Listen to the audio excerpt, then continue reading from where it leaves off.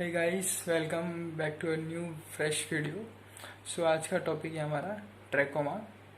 सो पूरा स्टार्टिंग से लेके एंड तक देखिए, और अगर आपको कुछ नहीं समझे तो पक्का बताइए। सो स्टार्ट करते हैं नया टॉपिक ट्रैकोमा। सो स्टार्ट करते हैं ट्रैकोमा से। सो ट्रैकोमा डिराइव्ड होता है एक ग्रीक वर्ड से।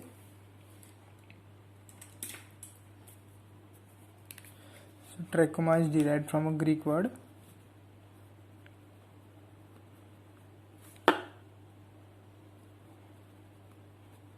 which means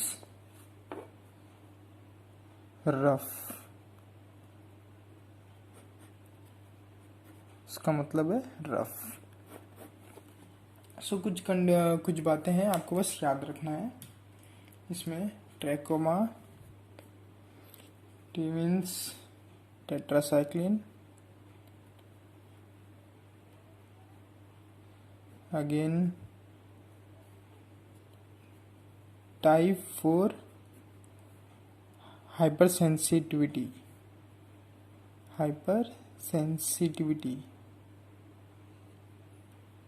सो जो हमारा ट्रैकोमा है वो टाइप 4 हाइपर सेंसिटिविटी में आता है। और एक और चीज़, dry climate.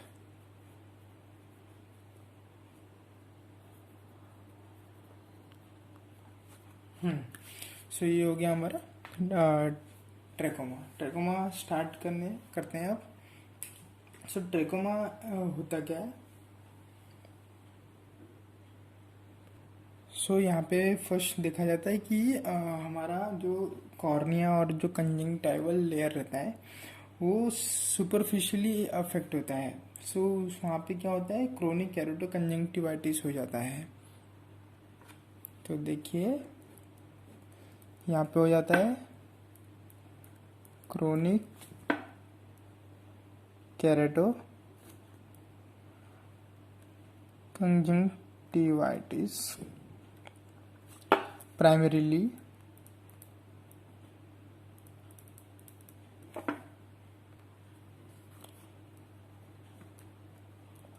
affecting superficial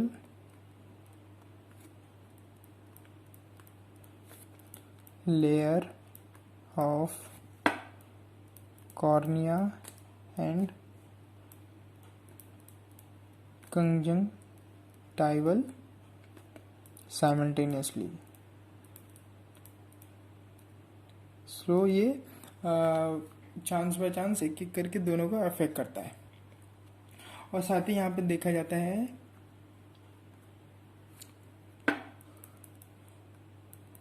follicular formation plus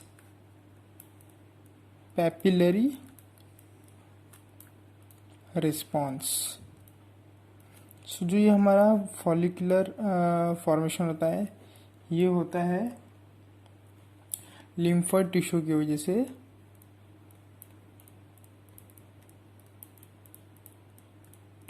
और जो हमारा पैपिलरी रिस्पॉन्स होता है वो होता है hypertrophied epithelium,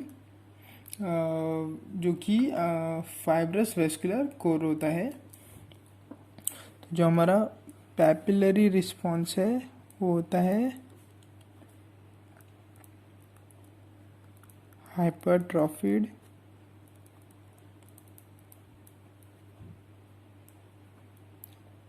epithelium with फाइब्रोवेस्क्युलर core. सो यहाँ पे इन दोनों कंडीशंस हमको दिखते हैं। फिर इसके बाद और एक चीज़ हमको दिखता है, पेप्यूल्स फॉर्मेशन भी होता है। और पेप्यूल्स क्या होता है वो मैं बताता हूँ। पेप्यूल्स भी होता है, इसके साथ साथ की कैटेगराइजेशन भी देखा जाता है। सो यहाँ पे हमको दो चीज़ वापस और दिखती है, वो है एक तो papule formation, penis formation, and in last stage और लेट स्टेज की कैटेराइजेशन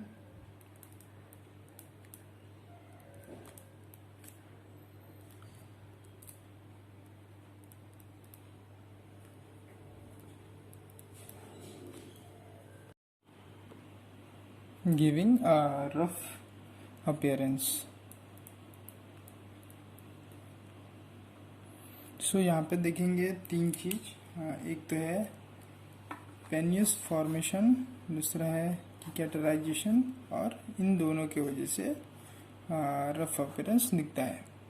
ठीक है, इसके बाद हम इसका ईटियोलॉजी देखेंगे। और पेनियस फॉर्मेशन की कैटेराइजेशन तो आपको पता ही है, स्कार फॉर्मेशन। जो पेनियस फॉर्मेशन होता है वो मैं आपको आगे बताऊंगा, जब हम क्लिनिकल फीचर पढ़ेंगे तब आपको इसका डाउट भी क्लियर हो जाएगा। सो नेक्स्ट हम देखते हैं ईटियोलॉजी। ईटियोलॉजी नेक्स्ट हमारा टॉपिक है, ईटियोलॉजी पॉइंट है।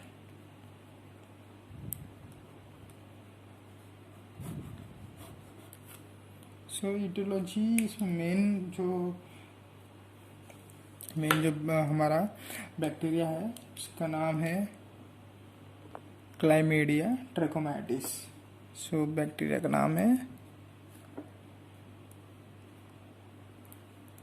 क्लाइमीडिया ट्रैकोमैटिस, जो हमारा बैक्टीरिया है जो मेन ट्रैकोमा के लिए रिस्पॉन्सिबल होता है। और इसमें देखेंगे इसका सेरोवार बोलो या सेरोटाइप बोलो,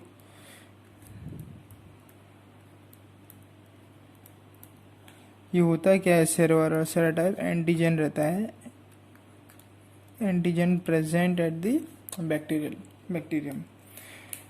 बैक्टीरिया के ऊपर जो है एंटीजन प्रेजेंट रहता है उसको सेरोवार बोलते हैं। और इसके अंदर हमको दिखता है ए बी ए सी, जो कि ये है ब्लाइंडिंग ट्रैकोमा। और इसमें देखा जाता है डी एंड के जो होते हैं इंक्लूशन ट्रैकोमा।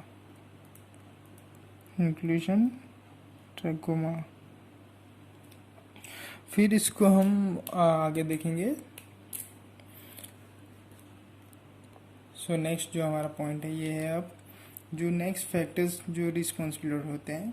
सो पहले हम age, sex, race, climate, environmental factors और सोशियो इकोनॉमिक स्टेटस देखेंगे, तो जिसकी वजह से ट्रैकोमा कंडीशन होता है। सो पहले हम क्लाइमेट देखेंगे।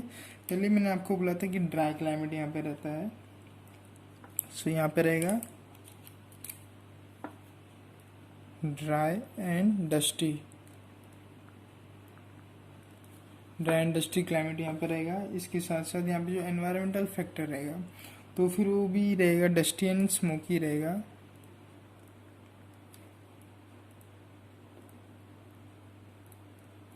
और जो लो सोशल इकोनॉमिक स्टेटस रहेगा वो लो पर्सन्स लोग का रहेगा जिनका लो पॉवर्टी है,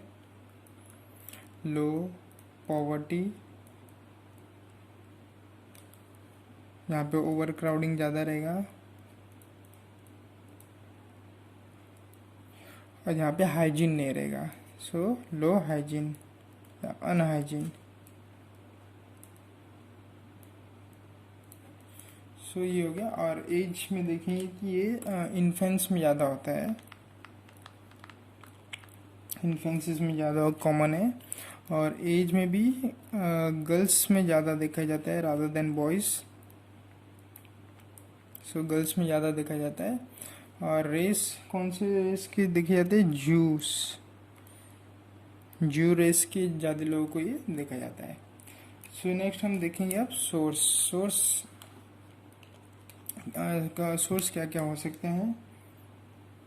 सो the next point is source and mode of infection of this disease, that is trachoma. So यहाँ पे एक बार 1 मिनट रुकिए। सो ये डायग्राम है, प्लीज़ आप लोग डायग्राम पे मत जाना। सो यहाँ पे हमको बस स्टडी से रिलेटेड देखना है। तो यहाँ पे हम देखेंगे कि स्प्रेड कैसे होता है। सो डायरेक्टली ये स्प्रेड हो सकता है, डायरेक्ट हो सकता है, देन ये एयरबॉर्न भी है और वाटरबॉर्न भी है। एयरबॉर्न भी है, वाटरबॉर्न भी है और ये वेक्टरबॉर्न भी है। वेक्टरबॉर्न मीन्स ये फ्लाइज से भी हो सकता है।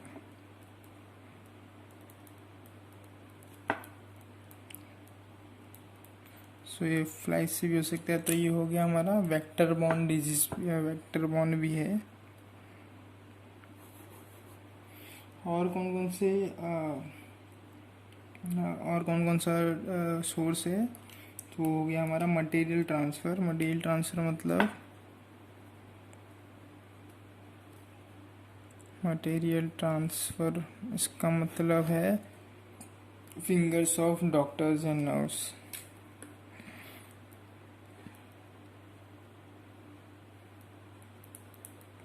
सो ये हो गए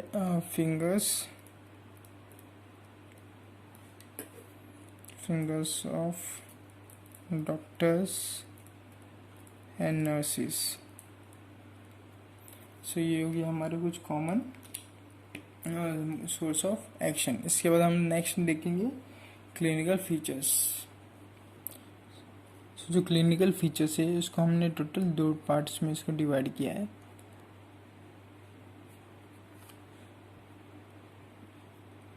एक तो है हमारा एक्टिव स्टेज और दूसरा है हमारा सिकैट्रिशियल स्टेज।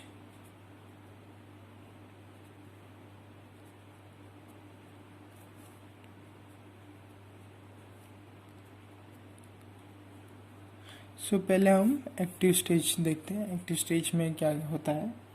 सो एक्टिव स्टेज को भी जो एक्टिव स्टेज है वो ज़्यादातर चाइल्डहुड्स में कॉमन होता है।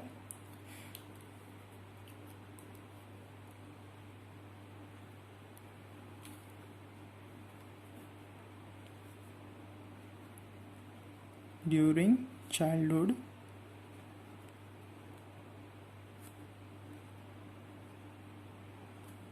चाइल्डहुड लेकिन क्यों वहाँ पे? Because due to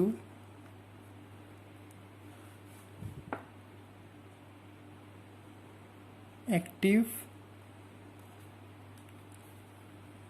chlamydial infection.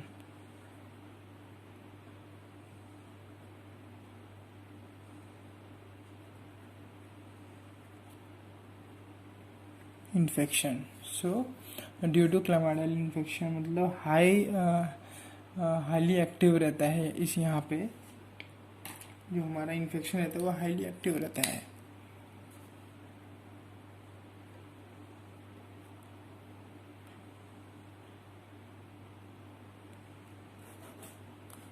सो यहाँ पे आप देखेंगे कंजंक्टिवा और कॉर्निया में क्या क्या यहाँ पे देखा जाता है। तो फर्स्ट हम देखेंगे कंजंक्टिवा में क्या हमको दिखता है।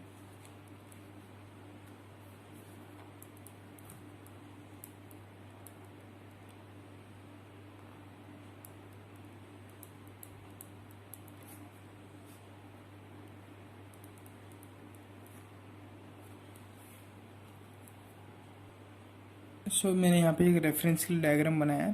कंजंक्टिवा में क्या होता है हमको यहाँ पे दिखता है कंजंक्टिवल फॉलिकल्स यहाँ पे हमको दिखता है।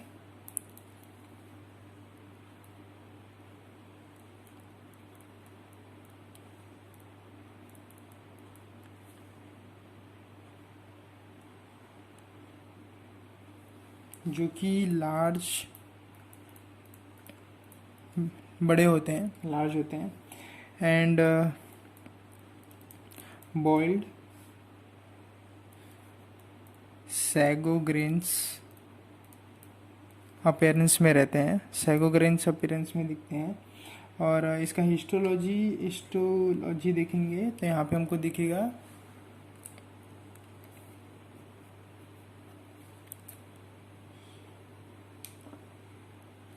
यहाँ पे हमको दिखेगा कि जो हिस्टोसाइट्स है और लिम्फोसाइट्स हमको यहाँ पे दिखते हैं।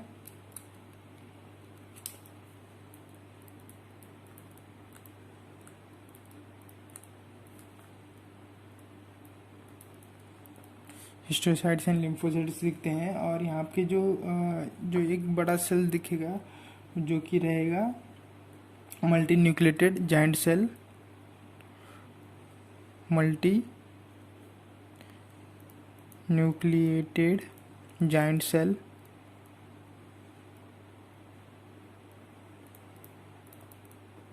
और यहाँ पे साथ साथ हमको दिखेगा लेबर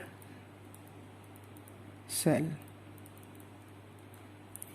और इसकी पेरिफेरी में हमको ब्लड वेसल सप्लाई भी दिखता है।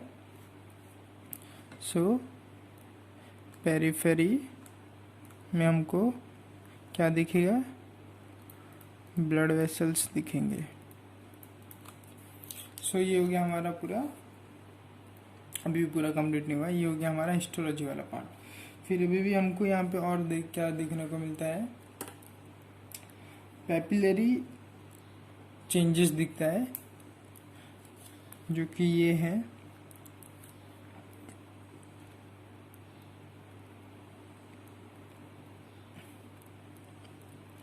पैपिलरी चेंजेस दिखता है जो कि हाइपरप्लेजिया में रहते हैं। यहाँ पे कंडीशन रहेगा हाइपरप्लेजिया का।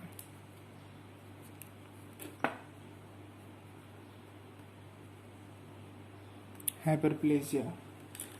और यहाँ पे कैसे दिखेंगे, रेड एंड वेलवेट अपीयरेंस में रहेंगे ये लोग, रेड कलर करेंगे और वेलवेट अपीयरेंस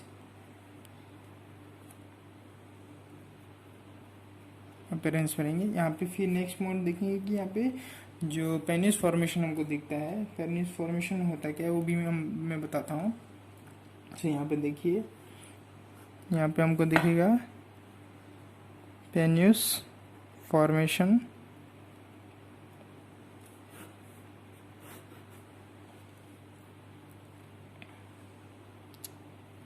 पेनिस होता क्या है एग्जैक्टली मैं बताता हूँ। तो पेनिस फॉर्मेशन एक वेस्कुलर फाइब्रस टिश्यू है जो कि ओवर द कॉर्निया पे लाई करता है, कंजंक्टिवा पे लाई करता है। ये क्या है, एक वेस्कुलर फाइब्रस टिश्यू है, वेस्कुलर फाइब्रस टिश्यू है। ऐसे तो यहाँ पे एक सिंगल दिख रहा है, लेकिन ऐसे सिंगल तो नहीं रहेगा, ये पूरा मल्टी एकदम बंडल्स में रहते हैं।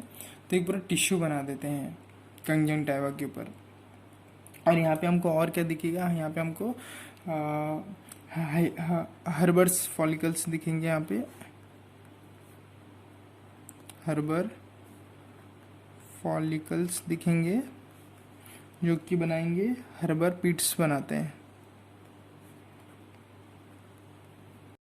आपको जो ये ब्लैक कलर के जो डॉट्स दिख रहे हैं ये और कुछ नहीं, हर्बर पिट्स ही हैं।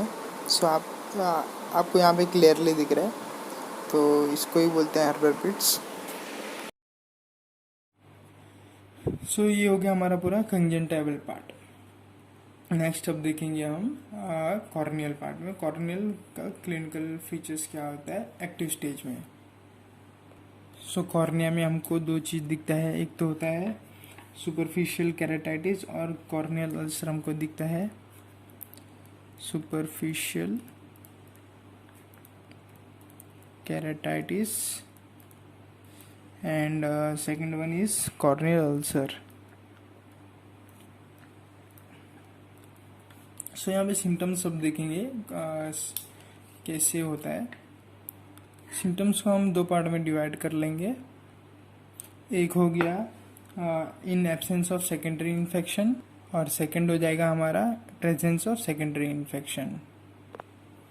ठीक है, तो ये दो कंडीशंस हमको सिम्टम्स दिखते हैं। तो फर्स्ट देखते हैं in absence of secondary infection, मतलब कोई दूसरा और भी कोई दूसरे फॉरेन और भी कोई दूसरा हमको यहाँ पे नहीं दिखेगा। तो स्टार्ट करते हैं ये वाला। यहाँ पे हमको एक फॉरेन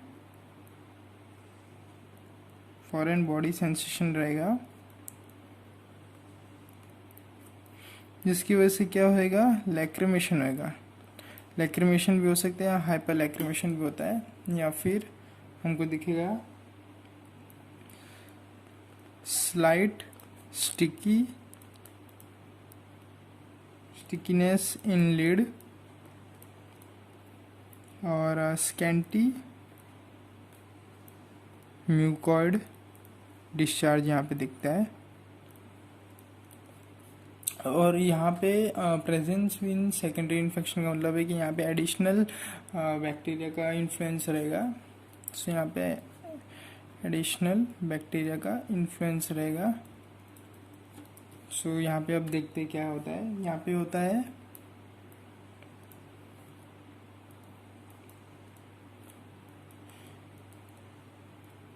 यहाँ पे रहता है म्यूकोप्यूरुलेंट कंजंक्टिवाइटिस।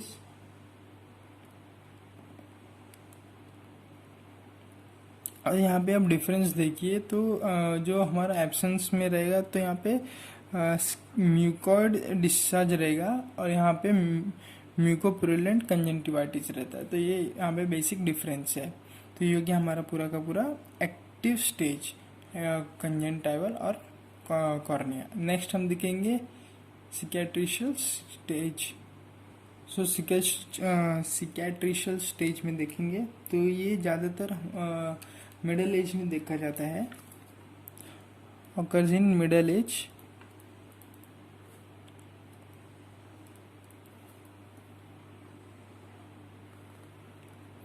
और यहाँ पे एंटीजन जो रहेगा वो टाइप 4 हाइपरसेंसिटिविटी में रहेगा, टाइप 4 हाइपरसेंसिटिविटी रहेगा।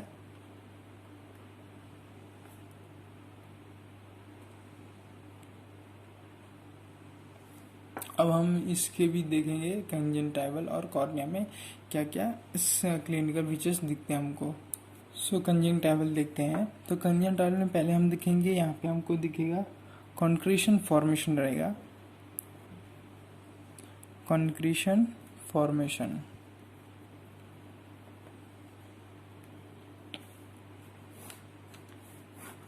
सो कॉन्क्रीशन फॉर्मेशन होता है क्या है एग्जैक्टली, तो यहाँ पे क्या होता है, डेड एपिथेलियल डिपॉजिट होता है। वो भी कहाँ होता है, ग्लैंड ऑफ हेनेली में होता है।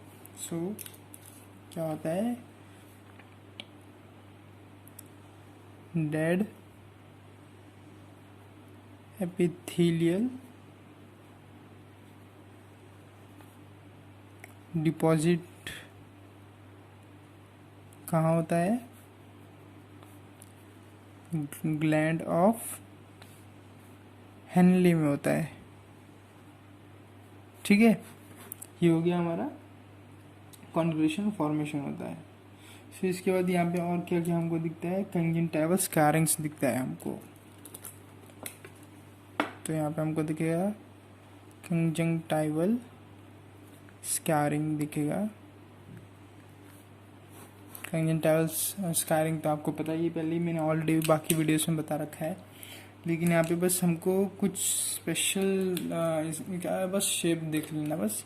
यहाँ पे हमको स्टार शेप में दिखता है, या लीनियर दिखता है, या फिर हमको रेगुलर टाइप में दिखता है। ठीक है, फिर इसके साथ साथ हमको और क्या दिखता है, तो यहाँ पे हमको सूडोसिस्ट भी दिखता है,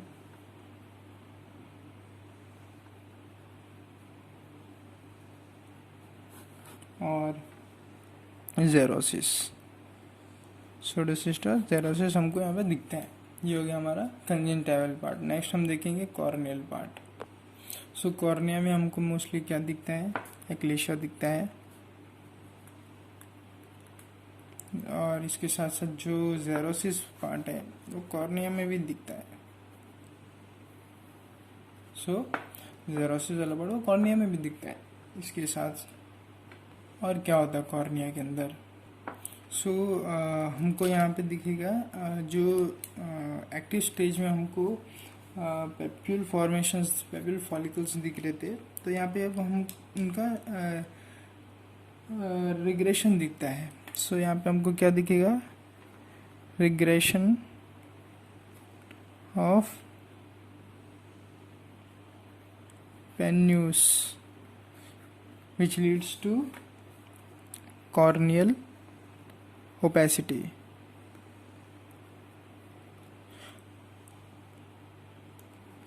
सो ऑल्सो यहाँ पे हमको दिखेगा जो हमारे ट्राइकियासिस, जो हमारे लिड में आईलैशेस रहते हैं वो इन्वर्टर की तरफ रहते हैं, तो ये हो जाता है हमारा यहाँ पे ट्राइकियासिस।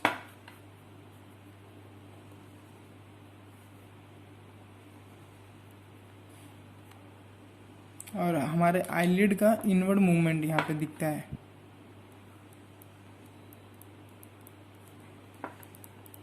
इनवर्ड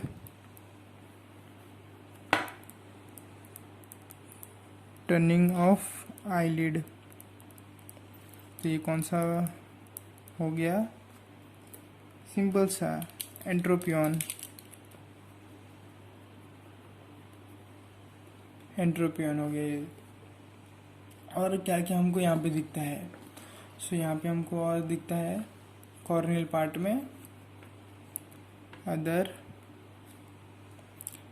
लिड साइंस हमको क्या दिखेंगे, अदर लिड साइंस हमको क्या दिखेंगे,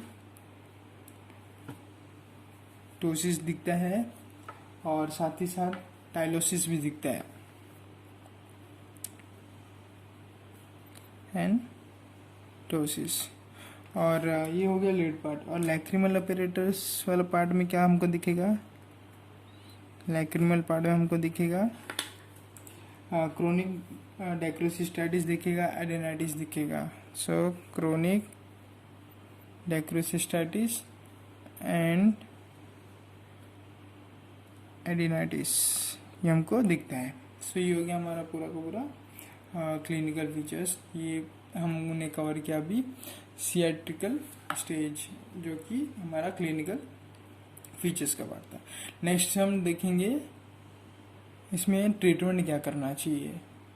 सो treatment for active trachoma. So बंदे को इस समय एक्टिव ट्रेकोमा हुआ है, तो उसमें हमको क्या दिखेगा, फॉलिकुलर्स दिखेगा और इन्फ्लेमेशन दिखेंगे। सो यहाँ पे मेन हमको दो चीज़ दिखेंगे, हो जाएंगे हमारे फॉलिक्यूल्स एंड इन्फ्लेमेशन।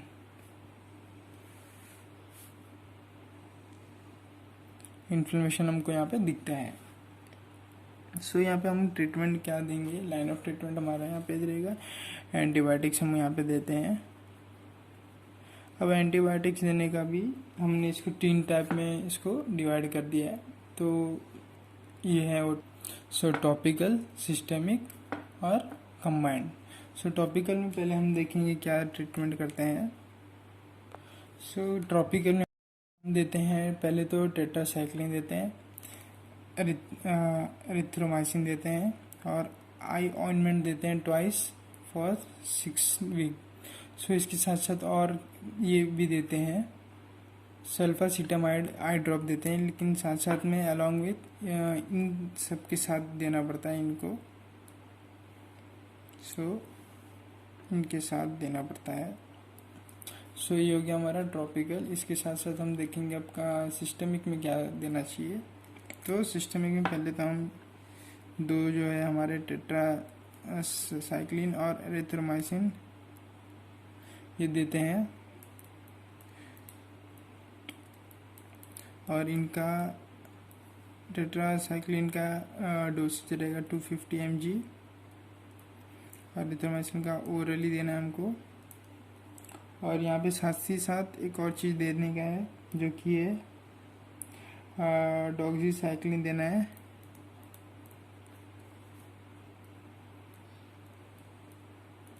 ठीक है। और इसके सिस्टमिक में इसको छोड़ के या फिर और भी ट्रीटमेंट कर सकते हैं, जो कि है अजिथ्रोमाइसिन दे सकते हैं। अजिथ्रोमाइसिन सिंगल डोज में देना है 20 mg/kg और मैक्सिमम इसका 1 ग्राम देना है। तो सिंगल डोज में देना है 20 mg/kg और इसका मैक्स वेट रहेगा, मैक्सिमम देना है 1 ग्राम देना है। ठीक है। और ये जो ड्रग है ये कॉन्ट्रा इंडिकेटेड होता है प्रेगनेंसी में या फिर प्रेग्नेंट वुमेन्स में नहीं देना चाहिए हमको। तो कॉन्ट्रा इंडिकेटेड है प्रेग्नेंट वुमेन्स में।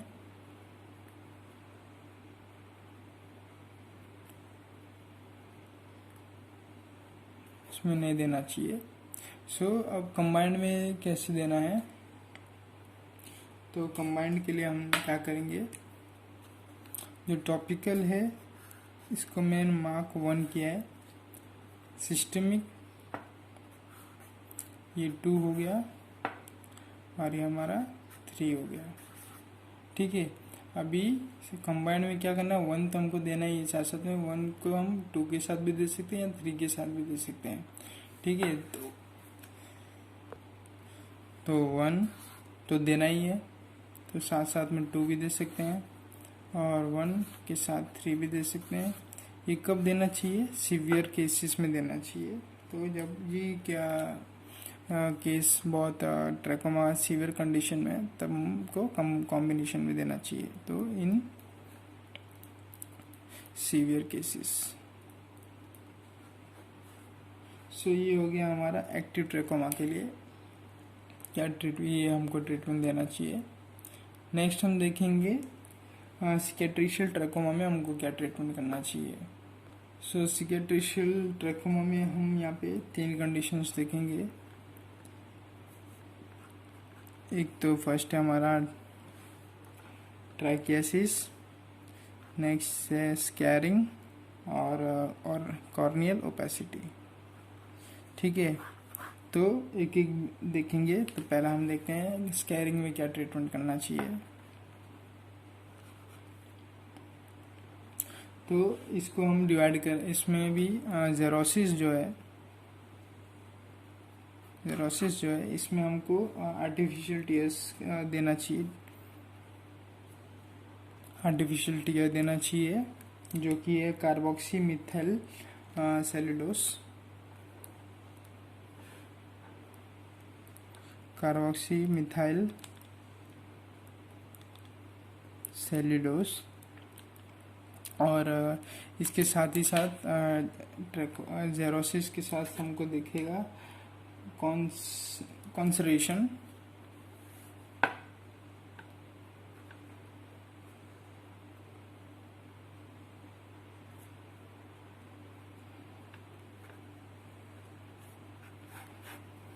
कॉन्सरेशन में हमको क्या करना चाहिए। यहाँ पे हमको हाइपोडर्मिक निडल का यूज़ करके डेब्रिस को रिमूव करना चाहिए। यहाँ पे हमको क्या करना चाहिए, हाइपोडर्मिक निडल इसका यूज़ करके हमको डेब्रिस को रिमूव करना चाहिए, इसको रिमूव करना चाहिए। ठीक है। ये हो गया हमारा स्कारिंग में क्या ट्रीटमेंट करना है। इसके बाद हम देखेंगे ट्रिकियासिस में क्या ट्रीटमेंट करना है हमको। ये इसमें देखेंगे, यहाँ पे फर्स्ट देखते हैं कि यहाँ पे मिसडायरेक्टेड डायरेक्शंस में रहते हैं, मिसडायरेक्टेड। तो ये फ्यू भी हो सकते हैं या फिर मल्टीपल भी हो सकते हैं। तो फ्यू रहेगा उसके अंदर हम ट्रीटमेंट क्या करेंगे, और मल्टीपल रहेगा तो उसमें ट्रीटमेंट क्या करेंगे। तो जो मल्टीपल रहेगा वहाँ पे हम करेंगे बाइलैमिनार टार्सल रिसेक्शन करना चाहिए। और जो फ्यू रहेगा यहाँ पे परमानेंट रिमूवल करते हैं। तो कैसे करते हैं, क्रायोलाइसिस से करते हैं। सो यहाँ पे क्या करते हैं, परमानेंट रिमूवल करते हैं।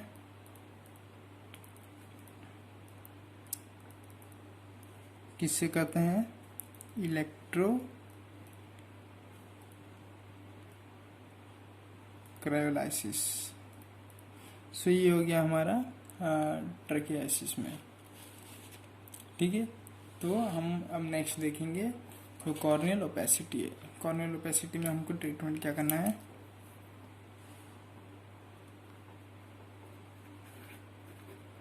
तो यहाँ पे हम ट्रीटमेंट डायरेक्ट करेंगे पेनिट्रेटिंग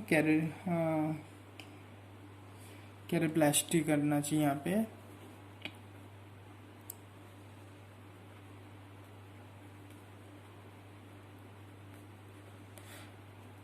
सो यहाँ पे क्या करते हैं, पेनिट्रेटिंग कैरेप्लास्टी करते हैं।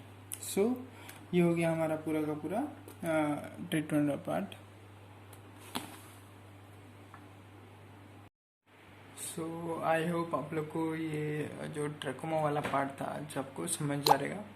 अगर आप लोगों को कुछ भी डाउट है इसमें तो आप मुझे कमेंट में लिख सकते हैं, और आपको कोई टॉपिक चाहिए जिस पे आप चाहते हैं कि मैं वीडियो बनाऊं तो आप बताइए कमेंट में, हम पूरा ट्राई करेंगे। So thank you for watching, do subscribe this channel. अगर आपको पसंद आया तो लाइक करो, शेयर करो, कमेंट करो। Thank you so much for watching.